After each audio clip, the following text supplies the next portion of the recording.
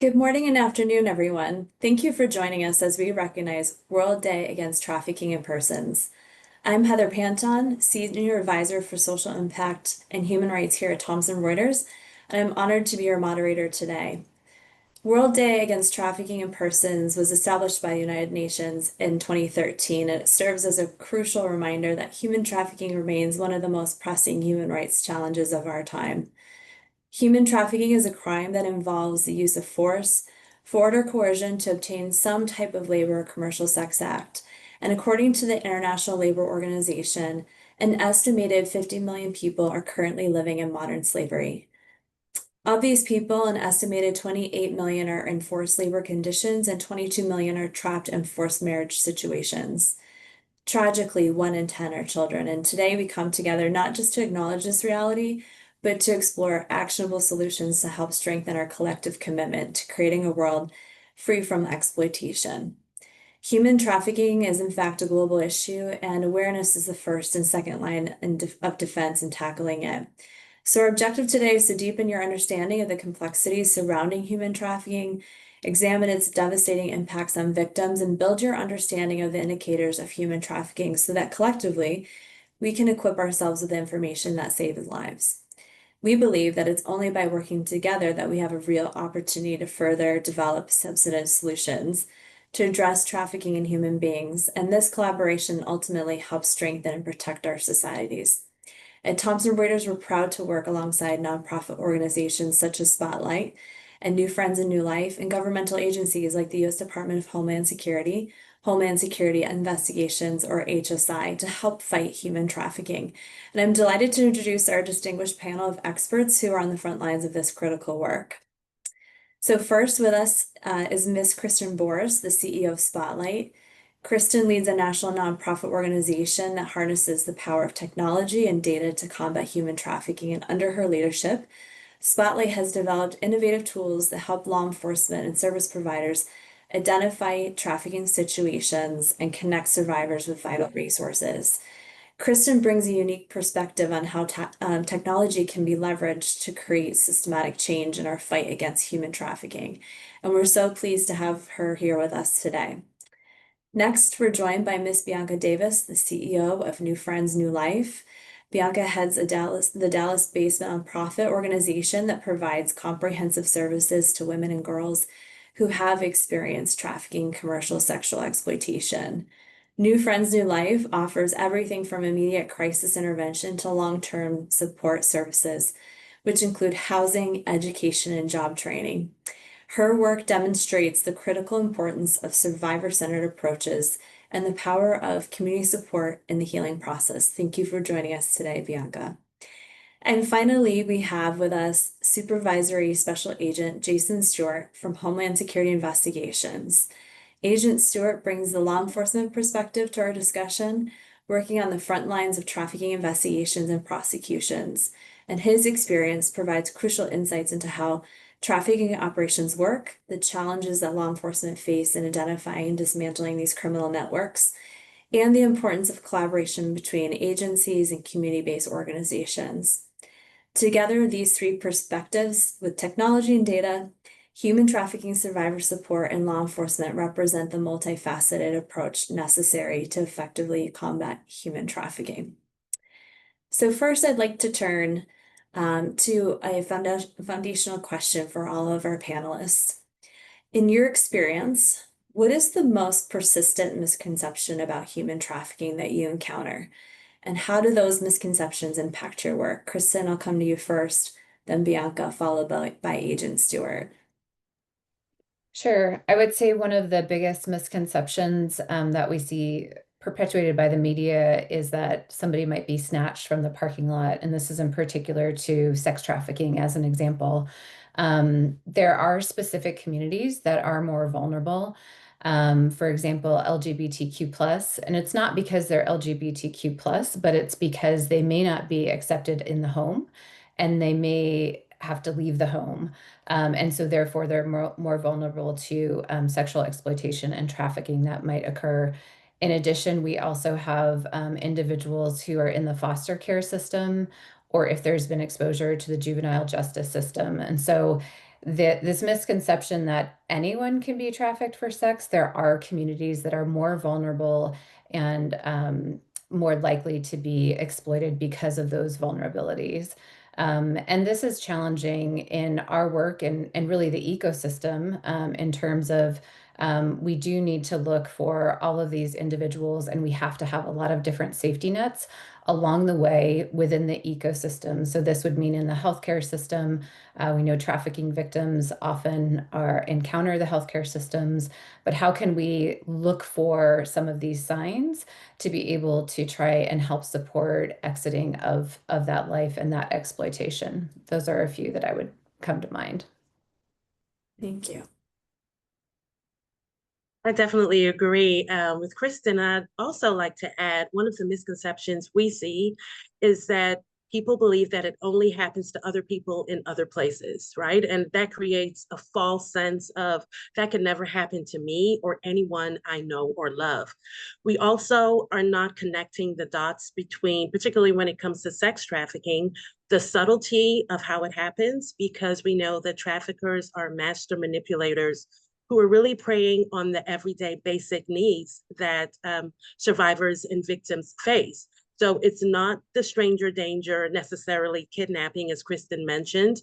It's someone who is looking for any crack in the victim's foundation. So it could be coming from a background of poverty, but it doesn't have to be. It could be not feeling loved in the home. It could be being bullied at school. And so if we only see it as something that's happening to other people in other places, then we are missing the signs that are happening right here in our own backyard.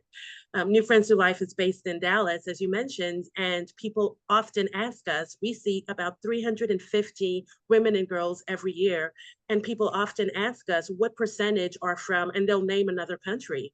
And they are so surprised to learn that the vast majority, I'm talking 95, 97% of our members are local. And so we need a local lens to this global problem so that we don't miss the signs of how it's happening right here at home.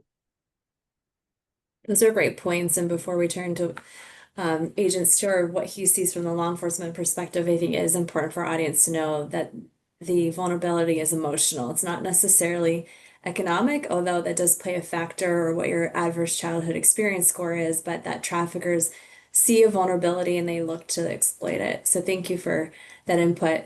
Agent Stewart, I'll turn to you next. Well, thank you. Thank you all for having me. Um, from my perspective on speaking about misconceptions, specifically in sex and labor trafficking, one of the largest misconceptions is the misunderstanding of force in trafficking situations. By prosecutorial statistics, I'm prosecuting cases more for fraud and coercion than I do force. There are what we call brute traffickers, brute pimps who enact force within their organization, and that's how they gain compliance. But part and parcel, over 80% of our cases, they're not using force. Again, they're using fraud and coercion based on our victims' factors of disproportionate risk or their vulnerabilities. As Bianca just spoke about, they are master manipulators, and they use those vulnerabilities against their potential victims when they recruit them and to retain them in their organization. Or maybe they use a little bit of all the above, right? Where Correct. sometimes the trafficker is good to them, luring and trying to build that trauma bond with them, and then oftentimes kind of flipping the script on the victim. So that's a great thing to note there too. Thank you. Yes, ma'am. Okay, so Kristen, let me come back to you next. Spotlight has really been pioneering the use of technology in the anti-trafficking space. Um, and I see this as the next, or is the next evolution of how we go upstream to work on these cases. Can you share how data and technology are really transforming the ability to identify trafficking situations and support survivors? And then, if you don't mind adding, what recent innovations are you most excited about? Sure. I'll give a little bit of context before I go into kind of what we're doing, but we know that technology has changed everything, right? It's made it easier for us in a lot of really good ways, but it's also made it easier for offenders to groom and exploit victims at scale, things that we had never seen before the advent of the internet. And as Bianca mentioned, child sex trafficking isn't just happening somewhere across, the world. It is happening in almost every location in the United States. And we know that there's almost 300,000 sex classified ads that are posted in the United States alone. They're often hiding real names and ages. They're reposting. They're making it very difficult to be able to identify. And so the challenge that investigators are faced with is finding a victim in this sea of data is literally like searching for a needle in a haystack. But we're not looking for needles. We're looking for children and people who have real lives. And that's where Spotlight comes in. We are leveraging artificial intelligence and the latest technology, putting it in the hands of first responders to help dramatically speed up the identification process. Our goal is to take from what could take, potentially years, from months to minutes, to be able to identify these victims. And that would hopefully allow for recovery to enter the process and reduce the amount of time that children would remain in trauma. So we know that technology, when it's used for good, will allow us to protect vulnerable children faster than ever before.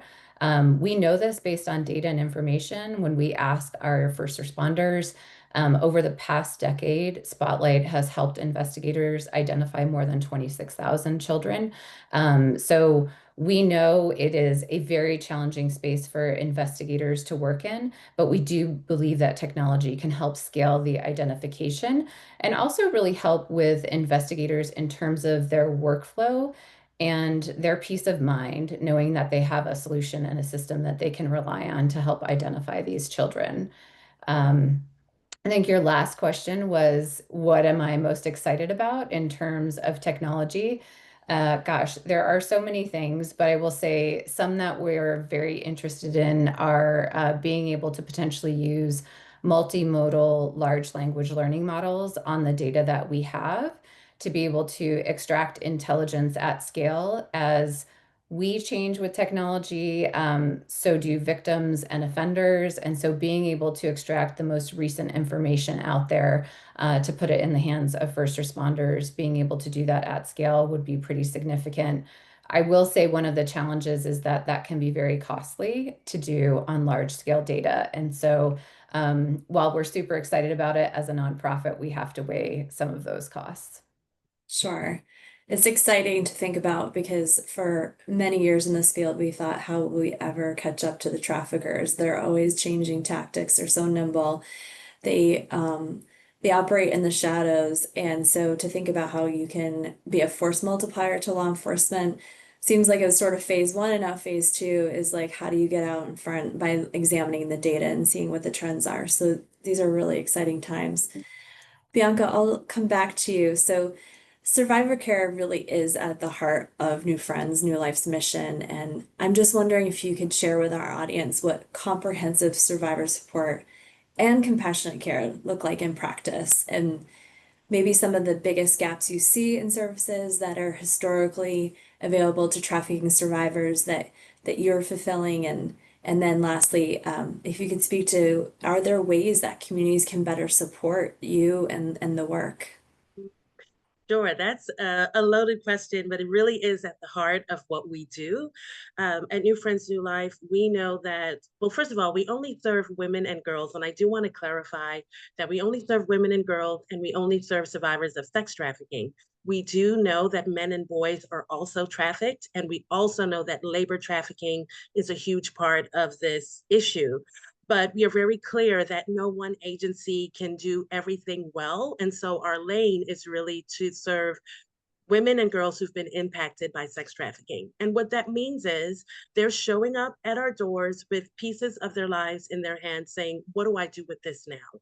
So they're showing up with a criminal record. They may have minimal education. They don't have a work history. They have emotional trauma. And so comprehensive care looks like removing all of these barriers that survivors face so that they can go on to live the life that they dreamed of growing up, because we know that no one wakes up and says, this is what I want to have become of my life, and that it is actually a lack of choices that pushes women and girls into this industry oftentimes. And so our care is designed to address the immediate basic needs. Although we do not provide housing directly, we do partner with agencies that do provide housing, because you cannot talk therapy someone through the lack of housing, right? You have to start with filling their basic needs, just as Maslow's hierarchy of needs that we know from our school days. So we address those basic needs, and then we look at the emotional trauma. We have master's level trained therapists and counselors that provide the latest and greatest in therapeutic trauma support. And then we look at the economic empowerment needs. How do we get this woman back into the community? How do we reintroduce her to the community in a way where she is emotionally stable, she has safe housing, she has employment, she can take care of herself and her family? And so that's what comprehensive care looks like. And we wrap that up in a whole bunch of love. I always tell our staff that women who come to our doors are asking this question. They're asking us, are you for me or not? Right? Because they have gone through so much disappointment, so much of the fraud and coercion and the force. Everyone has let them down. I'll never forget a survivor telling me that by the time someone's trafficked, that's not the first bad thing that's happened to her. And so comprehensive care looks like answering that question. Yes, we are for you. And we show that we're for you by doing all of these things. As far as how corporations or individuals can get involved in that work, I would say education is a huge part of it. And so opportunities like this, where you are talking about the issue, learning about the issue across industries. If you are in healthcare, if you are in hotel and lodging, if you're in banking, if you're in travel, any industry that intersects with the crime of human trafficking, providing that education is one of the first steps that's so critical. And then using your resources to help open doors for survivors. We partner with hotels that will employ our women. We partner with attorneys that will provide pro bono clinics for our legal clinics for our women. We partner with people that provide educational support. So no matter your industry, no matter your field, you can lend your resources and your expertise to help survivors. And that's something that a lot of people are looking at a big problem and they're thinking, what could I possibly do with this multi-billion-dollar global issue? And here are some of the things that you can do wherever you live, right here at home. That's great information, and I think the exploitation is just one part of someone's story, but what you get to see is the rest of the story where they're aggressively reclaiming their lives and going on to do amazing things. And so we encourage people to think about that on-ramp to engagement and how they could practically support you, because I'm telling you, there's nothing like it. Next, Agent Stewart, from your perspective in law enforcement, I think it's really important for our audience to know, like, what are your greatest challenges and obstacles in identifying and prosecuting human trafficking cases? That's part one, and I'll come back to the part two. Okay, no problem.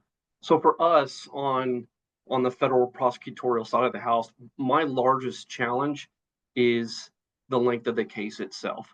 For instance, when I arrest or federally arrest a human trafficker in my prosecutorial district, I'm looking at a 24 to a 36-month time span before we get to either the trial or the conviction via plea. That is a long time to keep a victim engaged, right? That's where our relationships with our direct service providers like New Friends, New Life, like our other non-government organizations is so essential. They hyper-focus on the welfare and the being of the victim so that we can hyper-focus with our prosecutors on the case, working hand in hand with those victims to get the case across the line. That by far, because we're dealing with human beings, right?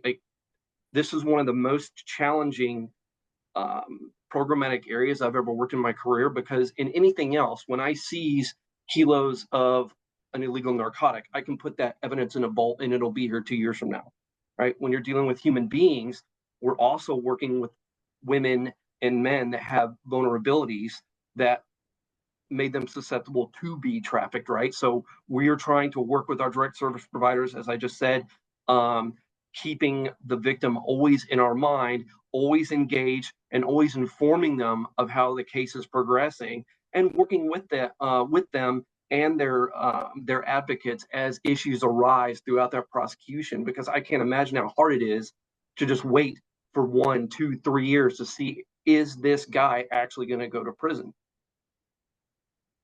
I think what you're pointing out is really important. It's really forced the law enforcement community, service providers, agencies to come out of their lanes and work together because the cases are so challenging. HSI is known for building bridges with community NGOs and doing outreach, and you've talked a bit about the collaboration with agencies and nonprofits, but in your mind, what could be improved? What more could people be doing from either civil society or other key organizations to make sure that you can do that task of investigating and prosecuting? I think, two things. Number one, as you just spoke about, more awareness that trafficking does not just exist in the bad part of town, in the seedy part of town. It's in the good part of town. It's online. More awareness and education in our schools and within our own homes. For instance, most of my minor victims, disproportionately over 95%, are recruited on Instagram, right? Talking about the dangers of social media in applications like that, and then also from the civil society point of view, learning more about organizations, non-government organizations like New Friends, New Life, and several other NGOs that we work with that are both regional, national, and international organizations that assist in the fight in trafficking. Because can you imagine how expensive it is when you take a victim in, to house a victim, to feed a victim, to educate a victim, to pay legal fees for victims? Because most of our victims, again, they're going to have a criminal record that is a barrier for them to reintegrate into society.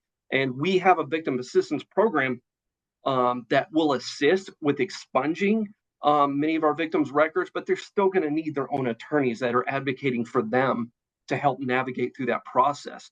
Many of my traffickers are what I call entrepreneurial traffickers. And what they will do as a form of control is take the social security and identification documents from our victims and start taking out lines of credit in their name, thus, again, as an enabler to keep that victim under their control. So when we break those bonds and I put that guy in prison, she now has a horrible credit history as well that needs a lot of care and work to get cleaned up, so she can get her own apartment. She can get a car loan one day when she does reintegrate. I think that's a great point, and I don't know if we have any financial institutions tuning in today, but they've been incredible partners. I know, for example, Citibank has a white glove service. If someone has been victimized in human trafficking and they need to put back their credit history back together, they have a dedicated team who's helping with that work. And so I think it's amazing to see our corporate sector partners thinking of strategies and ways in which they can get involved to include financial workshops and teaching empowerment to women who are now able to manage their own bank accounts and teaching them financial literacy. So these are great opportunities for corporates to think about how they can leverage what they're doing today to come alongside of you all. For all the panelists, when you're in this work for a length of time, you can't help but think, but how do we stop this from happening? And I'm curious to hear from you what you think are some of the most effective strategies for preventing trafficking and exploitation, particularly among vulnerable populations. But we've talked a lot about social media and other mechanisms that traffickers are using. Are there any promising new approaches or tools that you'd like to point out, or prevention methods? And maybe I'll turn to you, Kristen, Bianca, and then Agent Stewart last. I mean, I think one of the biggest things, specifically as it relates to sex trafficking here in the United States, is you have to start looking back at the family unit. One of the most critical pieces is that vulnerability. And Bianca had mentioned this, but it's this really feeling of being loved and accepted, obviously with appropriate boundaries, but we see this as really fundamental in terms of, again, the vulnerabilities if they do wind up being in the foster care system, if they do have an intersection with juvenile justice. And so I really think we have to look very early in childhood development. And it doesn't mean that that original family unit, it may not be intact. And many of us have family units that are not intact and they are split, and they may have somebody who's incarcerated. But there should be some strong emotional tie to a healthy relationship that would exist that would help anchor that individual and that child at that point to be a little bit stronger and to feel like they have some level of foundation. I think that's one of the biggest challenges for many vulnerable kids is they don't feel like they have anyone, or the people that they do have in their life perhaps are not the best role models. And I do think that's also where individuals who are on this call, if you're a teacher, if you're a healthcare provider, it's amazing how one person could change the trajectory of your life.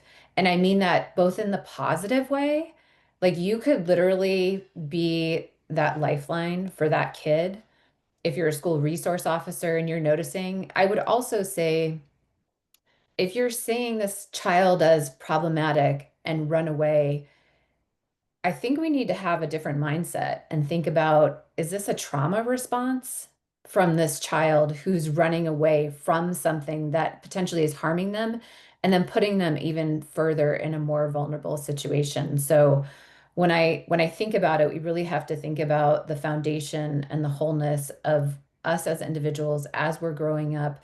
And are there strong individuals that that child and that person can bond to so that they do have some level of confidence, and hopefully aren't going to be looking for love in a different place and be exploited in that way. And I realize that's a really big thing to think about, but I think the earlier we go back, the greater chance we have for that individual to be connected with healthy relationships and be successful and live up to their potential.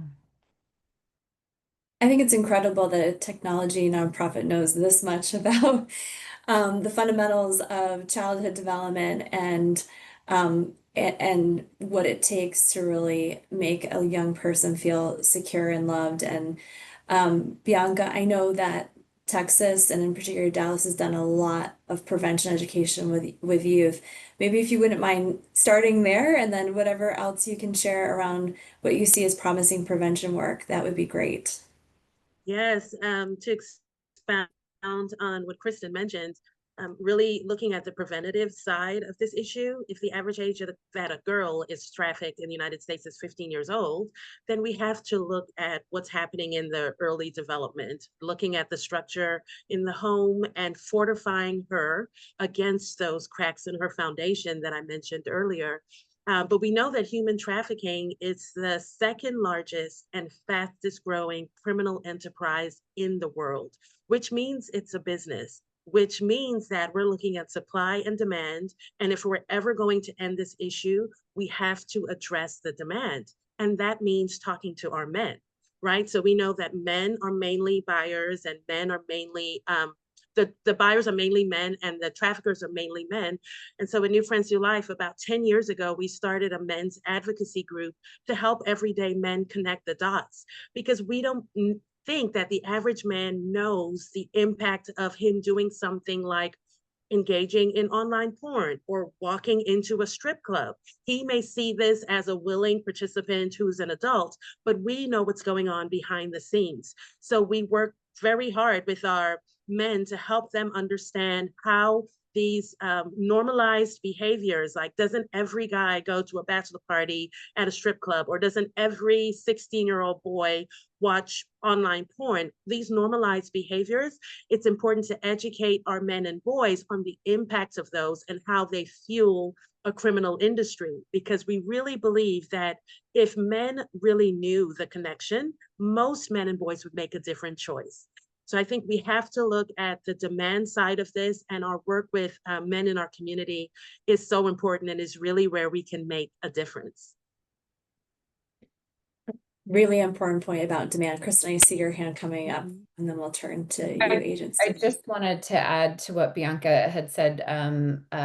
More to Life is a nonprofit. Dr. Brooke Bello runs it. And to Bianca's point, in terms of kind of deterrence, when they have men who have purchased, they have a program for them to go through. And one of the things that's really critical for that is to have survivors in that program so that they realize that this is not a harmless crime and the impact that it has had on individuals. So I think the incorporation of survivors into that, whether it be deterrence programming, for them to be at the table and to have a voice and to be leading in some of those pieces and components has proven to be very effective in that way. So I just wanted to add on to what Bianca had said. Yeah, Dr. Bell is a great survivor leader who has really taken up those efforts nationwide, helping a lot of different communities, making sure that they have the full picture on the trafficking aspects. Agent Stewart, coming to you next. Yes, ma'am. So, although I'm not a social scientist, right, but I think um, both our other panelists kind of hit it right on the head, right? Every one of my victims, almost inevitably, whether she's an adult or a juvenile, was introduced to commercial sex at around the age of 15.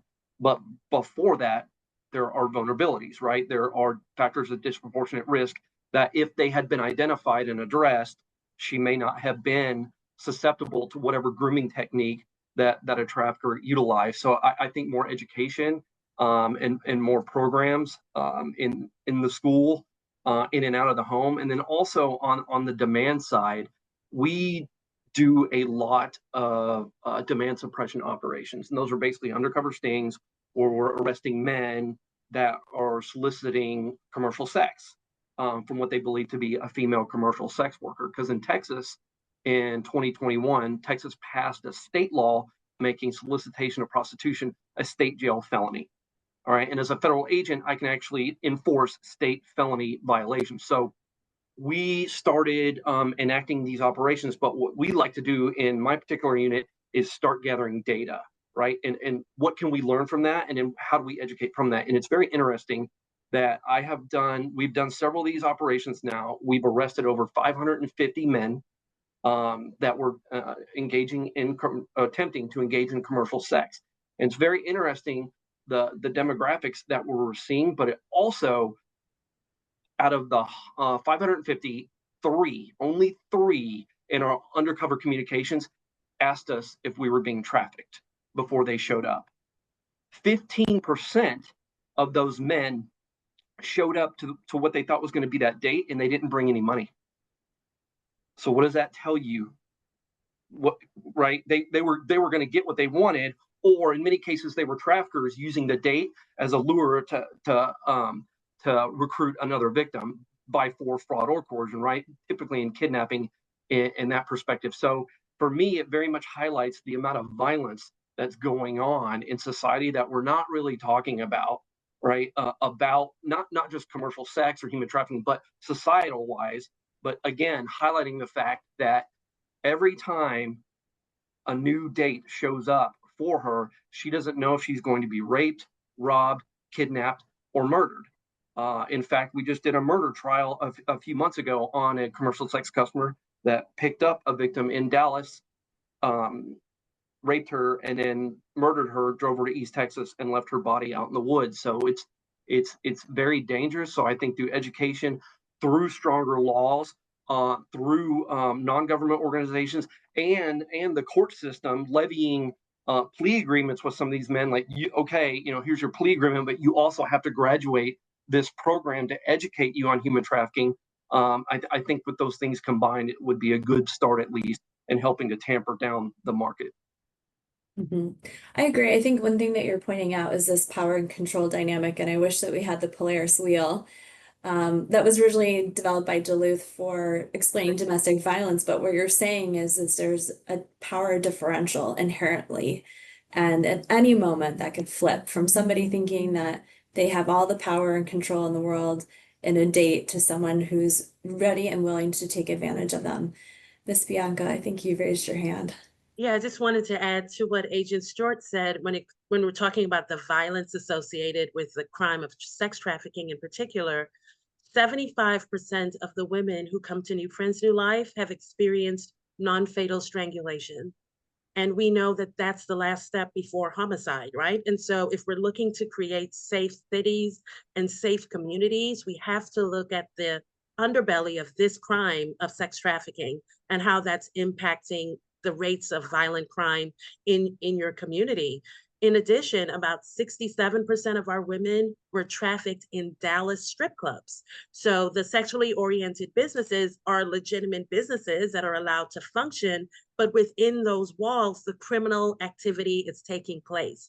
And so having stricter laws around how they operate are also going to be really important to prevent and interrupt this crime from happening.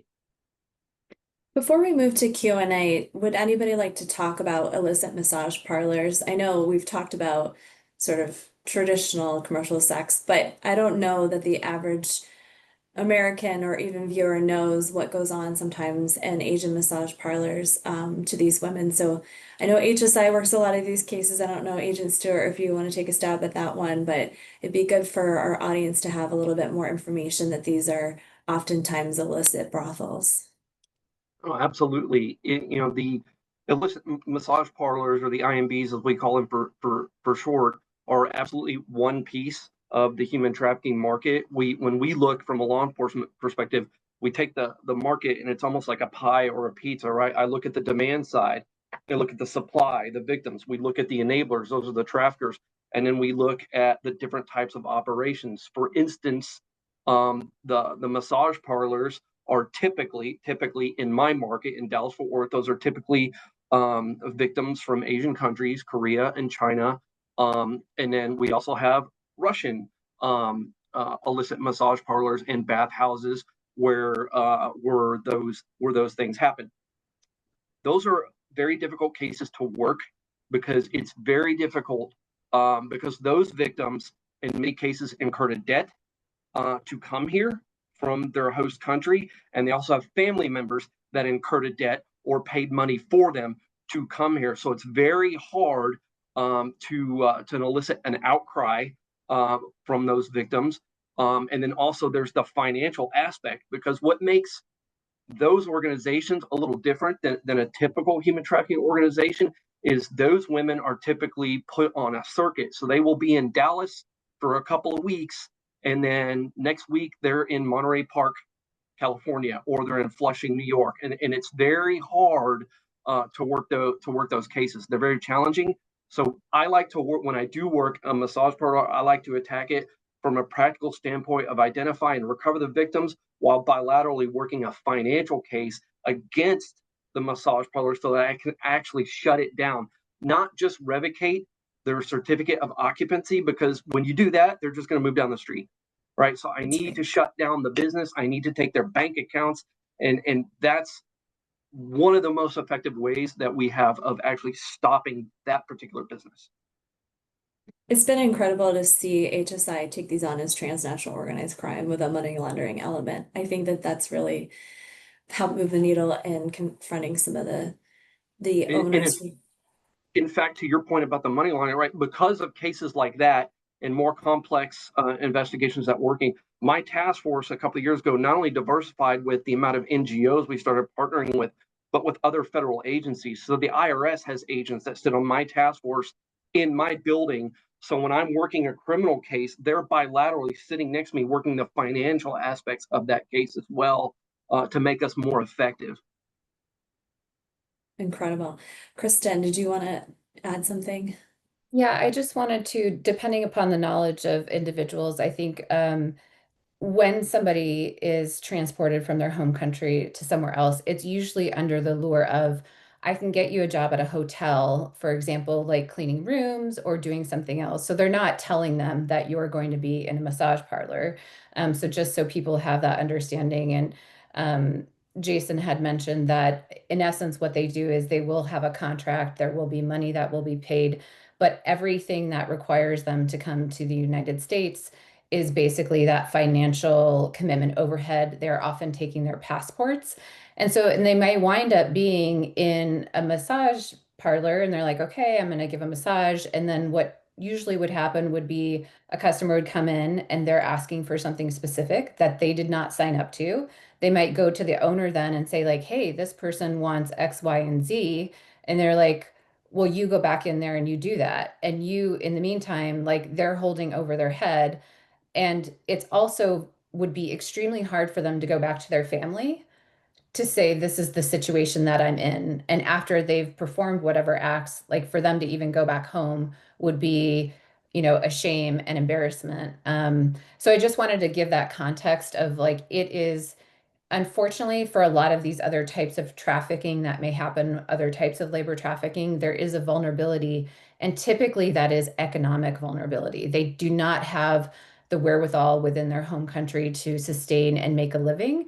So this happens in other mechanisms like people at sea who become, they have to catch fish and they're on boats for years. They never anticipated that. So these are the types of things that happen. But if we look at the underlying issue, it's the economic vulnerability that is kind of having them say, yes, I want to actually leave my home country because I'm trying to provide a better life. But there's so much that's attached to that, and they have no idea what that is. I think pointing out the debt bondage aspect is really important. Also, thank you for talking about some of the forced labor schemes as well. I know we're talking primarily about sex trafficking, but your local nail salon, Chinese buffets, car washes may or may not have folks who are there who have been brought into these types of exploitive situations. And sometimes those businesses are all associated, right? They're really well refined networks. So there might be a reason why your manicure or pedicure is so cheap. We have a lot of questions that I want to move into, so let me see how many we can address during this program before we bring it down to a close with some concrete recommendations. Our first question is, can you please provide the sources for the data cited after the presentation? The answer to that is yes. The data we cited is from the International Labor Organization, and it's really their job to come up with prevalence estimates. So they're not necessarily hard numbers, but give us a really good idea of what we think is happening globally year over year. We will make sure that you get access to that. Also, for the United States, the Human Trafficking Institute always does a federal report, a retrospective, and they do a great job. It takes a lot of time and effort to really pull data together. We don't have a complete picture, but that's a couple of resources for you there. We have a question. I think this will be for you, Agent Stewart, and this one's actually related to child abuse material distributors. And I know we're talking about trafficking today, but there's a spectrum of exploitation where we do see that some people who have been trafficked have been exploited online first. And so the question is, how are law enforcement able to prosecute traffickers, including child abuse material distributors? I know this is very hard to track down the originators of the abuse. Well, first and foremost, right, I utilize the different federal statutes. They're tools for me. They're chargeable offenses, right? So if, for instance, I might charge a trafficker with one count of human trafficking for this victim and multiple counts of production, distribution of child sexual abuse material on this victim, right? Because that gives me a couple of things. That starts stacking my sentencing ranges so I can put them in prison longer, and that comes with mandatory registration as a sex offender. And also, as a human trafficker, they have to advertise on the market. So, for instance, working with Spotlight, identifying a lot of these children, but the mere fact that they put that ad online, that is child sexual abuse material. That's a separate chargeable offense outside of human trafficking. I think the interesting thing to also realize is we talk about force, fraud, and coercion, right, to get a human trafficking conviction. I do not need that with a child that's being trafficked. If they're a child and they're engaging in commercial sex under the authority of somebody, that's it. That's all I need. And so again, I use the CSAM or the child abuse charges and the trafficking charges hand in hand, depending upon the case and the factors, and then ultimately the victims. If I have a victim that's been very difficult to work with. She has a lot of trauma. I just not certain I'm going to be able to get this child to a place where we're ready to have her testify.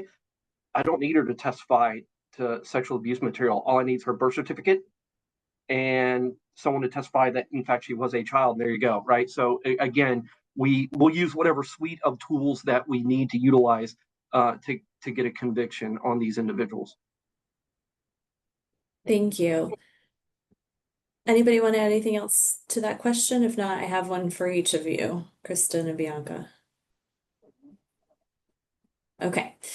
We have another question. This is a good one. Thinking about data and its importance to combat human trafficking, is there a global database used to combat trafficking human beings, or each nonprofit and or governments keeping their own database in each country or location? So Kristen, I'm going to turn that over to you. Yeah, that's a good question. Sharing data is really critical. I think Jason can probably attest to how many pieces of data you need to connect the dots to help with any cases. So it's really, really critical. I know of one organization, Stop the Traffic, in the UK, that does take data from multiple sources, multiple countries, and really tries to create more of a narrative and a picture in terms of what is happening from a trafficking perspective. It is accessible to other nonprofits, and then they also share some of it as a paid service to industry. So that is the one that I know of from a global perspective. Beyond that, I'm not familiar of really kind of like a global repository. What I can say, what I think is really important, and this is something that we're thinking about with our data, would be to have an API to share, for example, with social media companies. We have a lot of social data within the trafficking space, and the Report Act requires for those companies to actually look for trafficking on their platforms. We can certainly point out and show them where that is, and they have a responsibility to take that down. So I think beyond having like a global repository, which honestly, once you get all the attorneys involved, becomes very challenging. But there are ways for organizations to be able to share specific data in certain ways and make sure there's also parameters around that. I think one of the other things that we think about with data sharing is you have to know that if you were to provide your data to somebody else, once it leaves your premises, you no longer have control in terms of how that's going to be used. And we've been very conscientious about our data. And, for example, if we were to share it, let's say with the banking industry, it's possible a victim's account could be shut down. And that's the last thing that we want to have happen. So you have to be really thoughtful about the partners and the people that would be working in this space and what parameters and the level of trust that you have in terms of this, because the data that we're talking about here impacts humans and lives, and it can really have adverse consequences. So you have to be really strategic and thoughtful about how you're sharing data and what would that look like, and how could you potentially anonymize some information and data to protect victims. So there's a lot of different questions. The technical part isn't the hard part. It's the ethical and legal considerations that you really have to think through. Mm-hmm. Do you think that there are any policy or systemic level changes that would help you in doing your job to address some of this? I'm sure there are. I think one of the things when I think about systemic change in this space, and this isn't necessarily specific to data, but I do think we have to start with survivor leadership when we think about things like policy. They have to be involved at jump. I also think there are some other things that were mentioned on this call that are really challenging for survivors. So there's been a bill that has been submitted, but passing the Trafficking Survivors Act would be really critical. I think both Bianca and Jason had mentioned this, but that would allow for victims who have been trafficked to clear their records. And that's one of those biggest challenges, right, of keeping survivors away from whether it be housing or job applications and that stability. And we need policies that are going to support, hiring survivors. If you are engaging and working with survivors, you absolutely need to compensate them for their expertise, their knowledge, and being a part of that process. Polaris did a great report in terms of their national survivor study. And we know that 43% of survivors live below the poverty line, despite some of them having multiple jobs. And so we really want to create, again, that economic empowerment. So those are some things that I think, again, like if you're an everyday citizen, you can contact folks on the Hill, and let them know that these are some of the things that could potentially happen. Of course, I think I would be remiss in saying that we also need additional funding for law enforcement who is working on child exploitation cases. So support for the ICAC, so Internet Crimes Against Children, as an example. Those are some of the things that I think what I can tell you in terms of child sexual exploitation, it is under-resourced and it is underfunded. And part of that is because it is a very difficult subject to talk about. We have to protect the victims. It's not, Jason had mentioned if I have, however many kilos of whatever X drug, I can create a big picture, we can send news articles, all of those types of things. You don't do that in this situation. You're protecting children, you're protecting victims. And it's also something that has always been very hard to discuss and talk about. And sometimes people kind of want to put their head in the sand. But sunlight is the best disinfectant. So we need to kind of bring light to this issue, get more resources and support for NGOs, law enforcement, and any others who are working in the anti-trafficking space. Thank you, Kristen. The next question I want to go to is around the barriers that survivors do face when they're trying to rebuild their lives. So Bianca, can you talk about what are the challenges and then where are there rooms for opportunity for survivors to have more resources and how can we come alongside of you to make sure that that happens? Yes, Kristen mentioned those changes that need to happen on the policy level. I think it comes down to a consensus. We need to create a consensus with policymakers, law enforcement, NGOs, that we understand that adult survivors are actually survivors, right? And victims, because there seems to be a clearer understanding. If it's a child that's experiencing exploitation or trafficking, we're all on the same page. This is immediately a crime. You don't have to prove anything. But even the way the law is built, it's almost as if when this person becomes an adult, there's room for it to be, oh, maybe she just made some bad choices, and how do we get involved with that? I think there needs to be an understanding that there isn't some magic switch that flips on when she becomes an adult that makes her less of a victim, and she's going to need the legal support to push through those barriers. Human trafficking didn't even become a federal crime until the year 2000, so we're really new in the fight. Really, we're new in the fight and understanding all of the things that create this dynamic as an industry. So I think us partnering with each other to get clear on definition, cause, policy is one of the ways that we can make a change. And then on the local or the immediate level or the NGO level, and I shared a little bit of this earlier, but if you can open a door, we know that the main barriers are education, work history, and her legal record. Like, these are the things that are really preventing her from moving forward. And so making inroads in those three areas, and we could probably add housing to that. So housing, legal, education, and work history are the areas that we've identified as really the big rocks that prevent survivors from moving forward. So if you're in an industry that can support that in any way, if you can affect legislation in any way on those issues, that's the way that we can help remove those barriers for survivors. Because if not, they're not going to have the off-ramps needed. And the only thing that they are going to go back to is either prison or the life. And we want to give her a real shot, give him or her a real shot at a future.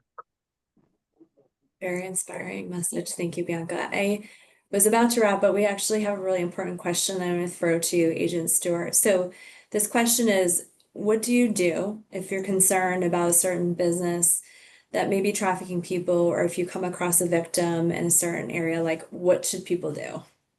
Well, I think first and foremost, if it's an emergent situation, if you have a person right in front of you, call 911 first and foremost. Even though that patrol officer might not be an expert in human trafficking, they're going to refer that case either to someone in their detective bureau, or they're going to call a federal agency like myself. But what else they can do, if you're curious about a suspected illicit massage business or a hotel that you're just seeing, multiple men go in and out of the same room, you can call the DHS tip line. You can call the FBI tip line. You can go to Polaris. There's all you have to do is go online. You can Google Department of Homeland Security human trafficking tip. It'll take you straight to our portal at our headquarters. You'll input the tips, and those get disseminated to the appropriate field offices in whatever region of the country. So it's very easy to report information of suspected trafficking. Thank you. To our speakers today, Kristen, Bianca, and Agent Stewart, thank you so much. You've really highlighted some really important facets of human trafficking and what to do about it.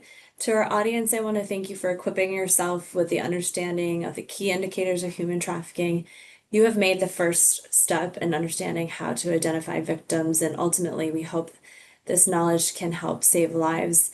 At Thomson Reuters, I'm really proud to say that we're acting on this call to action by taking additional steps to raise beyond just raising awareness. First, we're taking our voluntary human trafficking training for employees, and we're making it mandatory education for all of our 26,000 employees globally. We hope other companies, including our peer Fortune 500 companies, will take this step as well. Second, this week we launched a really important new report which provides you unique data insight on the intersection of missing and murdered Indigenous women and girls in Canada with human trafficking and sexual exploitation.